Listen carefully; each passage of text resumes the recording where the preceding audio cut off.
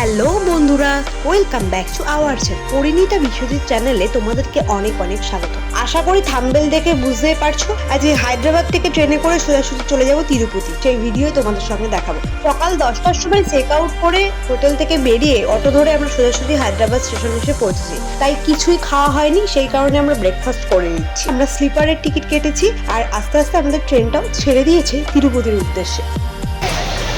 এখন আমাদের ট্রেন ছেড়ে দিয়েছে আর আমরা জয় তিরুপতি বলে রওনা দিলাম।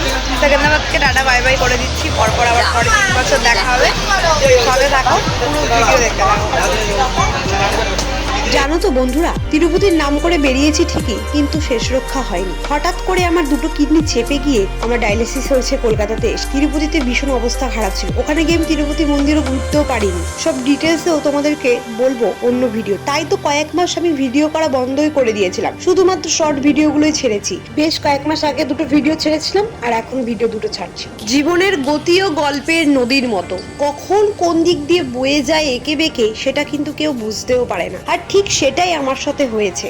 জানো তো, অনেক স্বপ্ন নিয়ে গিয়েছিলাম তিরুপতিতে তিরুপতি বালাজি দর্শন করব এবং তোমাদেরকে দর্শন করাবো, কিন্তু আমি শেষমেশ তিরুপতি বালাজিকে দর্শনই করতে পারিনি। তার আগে অবধি সবকিছু তীর্থস্থান দর্শন করেছি।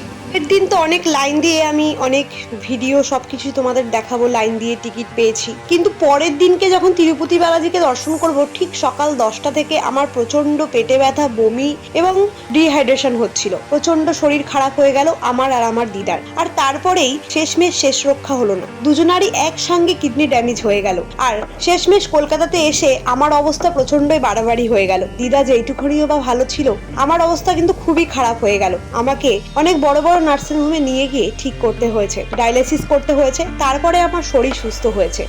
আজ আমার এই গল্পে এইটুখানেই আমার থাক। পরের ভিডিওতে কিন্তু আমি অবশ্যই তোমাদেরকে জানাবো যে আমার কি রোগ হয়েছিল এবং হঠাৎ করে কি হলো। আর ওসব ছাড়ো, এখন কিন্তু আমি তোমাদেরকে এই প্রকৃতির দৃশ্যটা বলি। এই যে আমাদের এত সুন্দর প্রকৃতি ভগবান সৃষ্টি করেছে, এটা কিন্তু নিমিষের মাত্র। মানে আমরা আজ আছি, কাল নেই, বা এখন আছি পরের সেকেন্ডে নেই, সেরকম। ঠিক আমি এই জিনিসটাই আমার সঙ্গে হয়েছিল আর আমি এই জিনিসটাই লক্ষ্য করেছিলাম। যাই হোক, বলতে বলতে কিন্তু আমি তিরুপতিতে নেমে গেছি। ট্রেনটা করে আমরা সেকেন্দ্রাবাদ জংশন থেকে তিরুপতিতে এসে এই মাত্র পৌঁছালাম। এখন বাজে ঘড়ি কাটায় ঠিক রাত্রি 12:30। আর এখন এখান থেকে কোথায় যাব সব কিছু তোমাদেরকে দেখাবো। আর এই ব্লগটা আবার নতুন করে হবে।